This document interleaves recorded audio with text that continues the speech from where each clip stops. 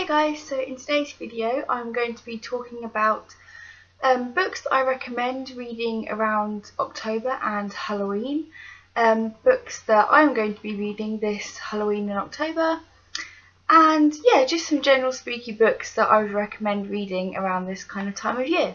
So I'm going to go ahead and I'm going to start off first with books that just are a little bit fun and would be very quick Halloween reads. Now first off, I'm going to recommend Point Horror books. Now I know these are kind of like children's or younger books to read, but I always find these are very nostalgic because I always used to read them when I was younger, and I actually used to find them quite scary. These, along with the original Goosebumps books, if you can find them, I would highly recommend them. I have loads of these books. I might end up doing a like a collection video at some point, but these are just a few to give you an example. I have the Nightmare Hall ones, and this is the Roommates, and these are just like really short, really quick, easy books to read. They're just super fun for this time of year because they did used to scare me when I was younger, so I would recommend them. So yeah, I have just the Roommates. Another example is Camp Fear. They're just a bit of fun. Next one, Fun House. I had this one when I was a kid. I've started actually rebuying all of these on eBay just so I can have the collection and enjoy them once again. And of course I also have Halloween Night. So yeah, that's just a few examples of those types of books. Other ones that you could kind of flip through for Halloween, I have these kind of like mammoth books. So like these book kind of compilate, how do you say it? Like basically loads of stories in one. They're just like short stories, basically like short ghost stories. I have the Mammoth Book of True Hauntings, over 100 eyewitness accounts of modern day hauntings from around the world. So that's just kind of a book you can flip through, and some of them are very short stories, ghost stories, just like hauntings and stuff. So yeah, just a bit of fun. You can kind of pick and choose what stories you would like to read. Along that same thread, I have the Encyclopedia of Ghosts and Hauntings. The same kind of thing. You can just pick these kind of books up from cheap bookstores or whatever. I think I found these in the Works in the UK. They often have them in there. You can pick them up. You can get them pretty cheap. And once again, it's just, quick little stories about different kind of hauntings and stuff. I do find this interesting, and I do flip through these every now and then just to have a read if I'm feeling in the mood for something spooky. Again, I'm going to move on next. Kind of genre is going to be classics. So of course you have all the classic horror books here. I have Frankenstein by Mary Shelley. I have this in the Penguin. Is it Penguin Classics? Yeah, Penguin Classics. This is like the cloth bound edition. These are beautiful. I've got this one, Frankenstein. Everyone knows Frankenstein, just a classic horror story. We also have Dracula here, nice vampire. So we've got monsters and vampires, great for around Halloween. I also have a couple books here by Shirley Jackson, and I think I reviewed both of these books. I think I've uploaded them, I'm not sure, but I love her writing. The first one we have, We've Always Lived in the Castle. I read this, again it's quite short. I love this. They're definitely classic. These are modern classics.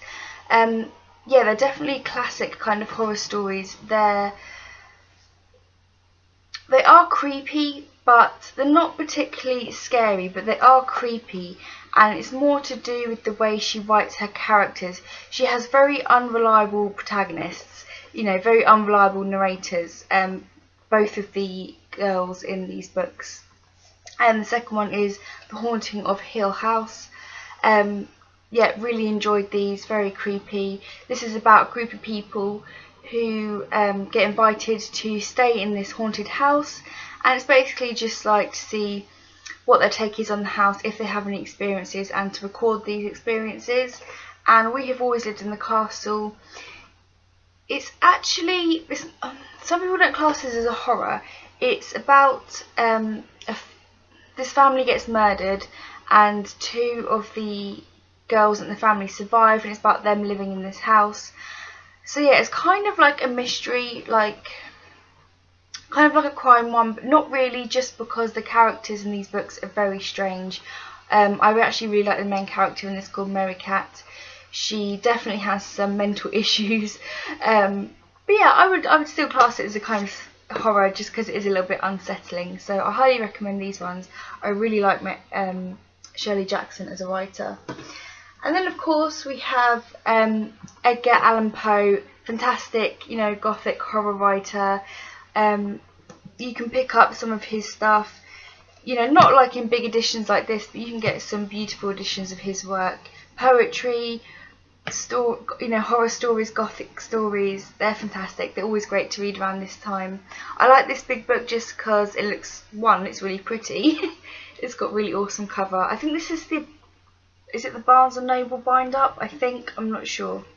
Don't take my word for it.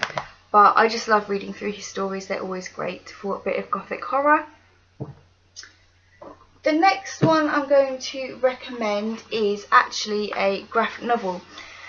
And I might do a separate video on graphic novels, specific horror graphic novels, but this one I just wanted to have a special mention because it is absolutely my favourite. It is called Through the Woods. I remember seeing people review this online and I wanted it as soon as I saw it. It's absolutely beautiful.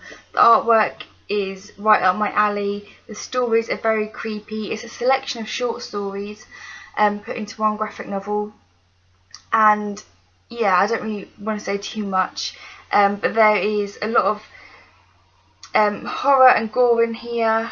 I'm trying to find one that's not going to give too much away. I love the way it's set out. It's a very floppy kind of graphic novel as well. I don't know what kind of material you would say this is made from, but let me see if I can find a picture. So these are what the images are like. It's just beautiful. I really, really, really love the kind of animation in this. And yeah, it has like several short stories, and yeah, they're all very creepy, all well put together. I want to show you some of the pictures, but I don't want to give away the stories. Okay, I'll show you this one so you can see what I mean.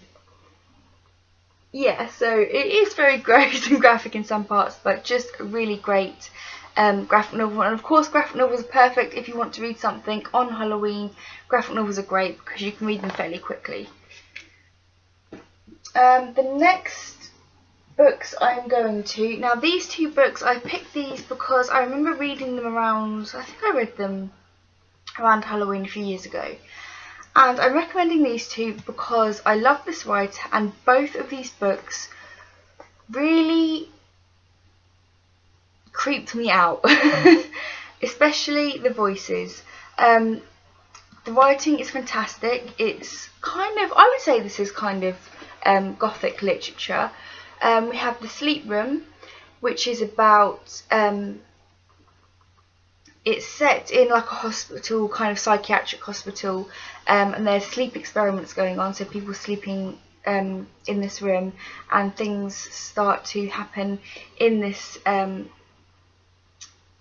kind of hospital. I don't want to say too much more than that because I don't want to give it away, but F.R. Tallis is just a fantastic writer. I love his stuff. It always creeps me out.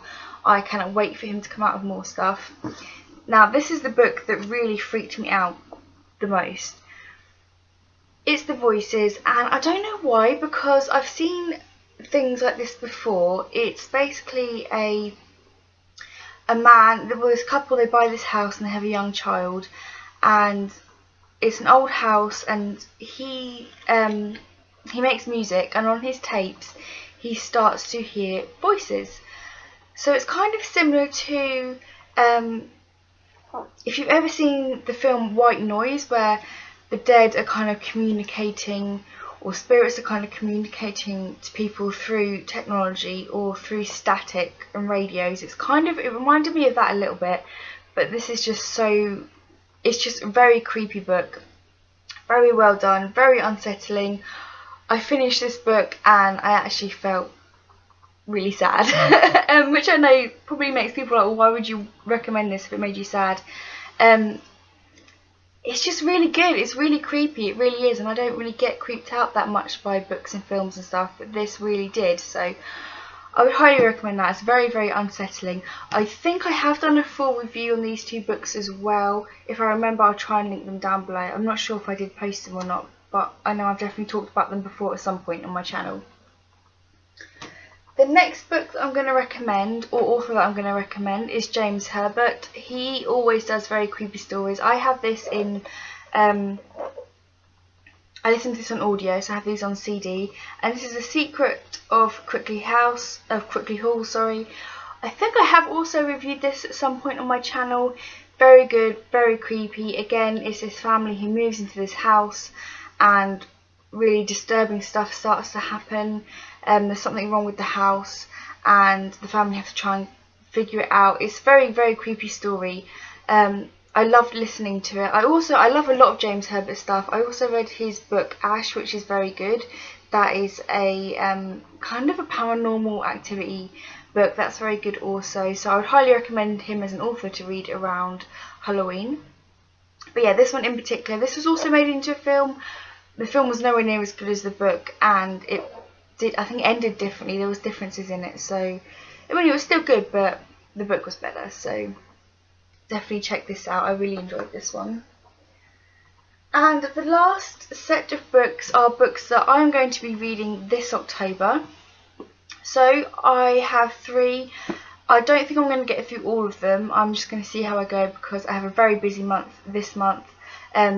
As you might have already seen on my channel, I'm trying to film the horror films every day. I'm going to try and post as much as I can on my horror. I don't want to say I'm definitely going to post every day, but I'm going to try and post every day. Do a different review of a horror film. And I also have a lot going on this month, a lot of planning. I'm working a lot, and as I said in my previous videos, it's my birthday and my wedding, so I've got a lot to do. But I picked these 3 books. The first one is Peter James's The House on Cold Hill. I've already started this. I'm already quite a fair bit through, and so far really, really enjoying it. Can't wait to finish it and see what's happening. I spoke a little bit about this in a haul, but again, it's a family in a haunted house, and it's kind of what's going on there. So really enjoying that so far. I really like haunted house stories, can you tell? I think I said in my other videos, I need to do like a collective haunted house book review. I just get my haunted books and do a massive review on them. The next 2 books I'm planning on reading are both by Roald Dahl. I picked these up recently. I don't think I've hauled these yet even. Roald Dahl Madness, Tales of Fear and Unreason. These are his adult books. I've never read any of Roald Dahl's adult books. I think I remember a long time ago I read some of his adult short stories and they were very good. They were also quite twisted and quite dark. But I've heard really good things about these. They had these out in my local Waterstones recently. They have quite a few of these out of these editions, but I picked up Madness, and basically on the back it says, our greatest fear is of losing control, above all of losing control of ourselves. In these 10 unsettling tales of unexpected madness, Roald Dahl explores what happens when we let go of our sanity. So I thought that sounded awesome. I cannot wait to start these. So it's a collection of short stories. So yeah, looking forward to that one. And this one is similar. This is Roald Dahl, Expect the Unexpected, Someone Like You. And again, it's a collection of short stories, I believe. So I'm excited for these. It says these are 15 classic tales told by the Grand Master of Short Stories, Roald Dahl. So this is his first collection of world famous dark and sinister adult stories. So yeah, I'm also looking forward to that, and I cannot wait to review them. So that's pretty much everything in this video I think I was going to talk about. I hope you guys enjoyed. I'm sorry it was kind of rushed, but I didn't want this video to go on too long. And I hope you found it interesting. Please let me know if you are interested in reading any of these books, or if you have any recommendations for me. I always love to find a new good horror book or author. So yeah, that's pretty much all I have to say. I hope you guys enjoyed, and yeah, until next time, thank you for watching. Bye guys.